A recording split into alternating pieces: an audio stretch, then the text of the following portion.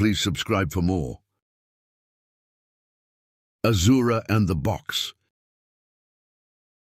Nkilbar had enjoyed an adventurous youth, but had grown to be a very wise, very old Dwemer who spent his life searching for the truth and dispelling superstitions.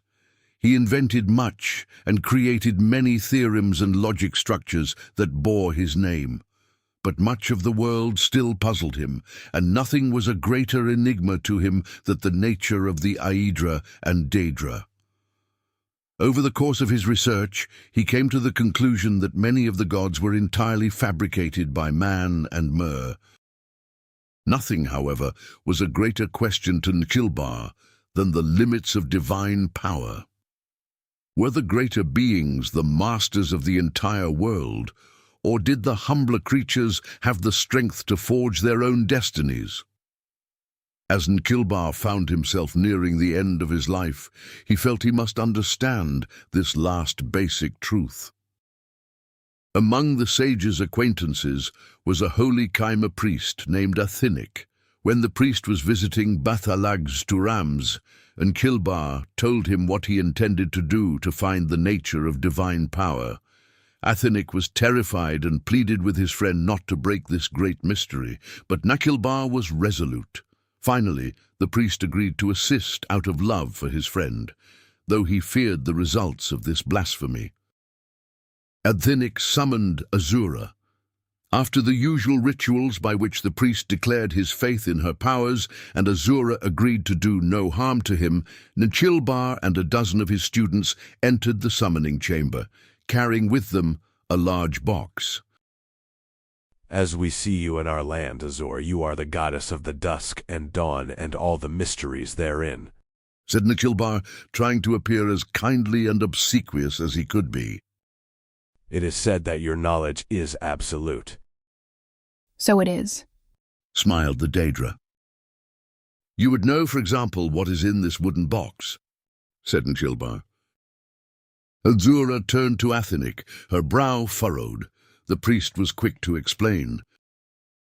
Goddess, this Dwemer is a very wise and respected man. Believe me, please, the intention is not to mock your greatness, but to demonstrate it to this scientist and to the rest of his skeptical race. I have tried to explain your power to him, but his philosophy is such that he must see it demonstrated. If I am to demonstrate my might in a way to bring the Dwemer race to understanding, it might have been a more impressive feat you would have me do, growled Azura, and turned to look Nkilbar in the eyes. There is a red-petaled flower in the box. Nkilbar did not smile or frown. He simply opened the box and revealed to all that it was empty. When the students turned to look to Azura, she was gone. Only Athinik had seen the goddess's expression before she vanished, and he could not speak. He was trembling so. A curse had fallen, he knew that truly. But even crueler was the knowledge of divine power that had been demonstrated. Nkilbar also looked pale, uncertain on his feet, but his face shone with not fear, but bliss. The smile of a Dwemer finding evidence for a truth only suspected. 2 of his students supported him, and 2 more supported the priest as they left the chamber. I have studied very much over the years, performed countless experiments, taught myself 1,000 languages, and yet the skill that has taught me the finally truth is the one that I learned when I was but a poor young man, trying only to have enough gold to eat, whispered the sage.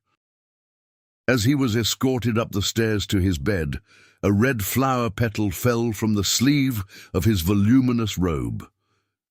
Nkilbar died that night, a portrait of peace that comes from contented knowledge.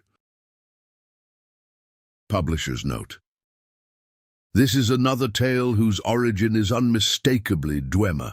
Again, the words of some Aldmeri's translations are quite different, but the essence of the story is the same. The Dunmer have a similar tale about Nkilbar, but in the Dunmer version, Azura recognizes the trick and refuses to answer the question. She slays the Dwemer present for their skepticism and curses the Dunmer for blasphemy. In the Aldmeris versions, Azura is tricked not by an empty box, but by a box containing a sphere which somehow becomes a flat square. Of course, the Aldmeris versions, being a few steps closer to the original Dwemer, are much more difficult to understand. Perhaps this stage magic explanation was added by Gor Felim because of Felim's own experience with such tricks in his plays when a mage was not available. Marobar Sul left even the character of Nchilbar alone, and he represents many Dwemer virtues. His skepticism, while not nearly as absolute as in the Aldmeris version, is celebrated even though it brings a curse upon the Dwemer and the unnamed house of the poor priest.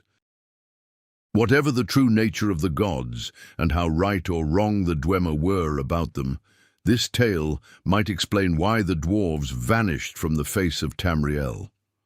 Though Nchilbar and his kind may not have intended to mock the Aedra and Daedra, their skepticism certainly offended the divine orders. The end. Please subscribe for more.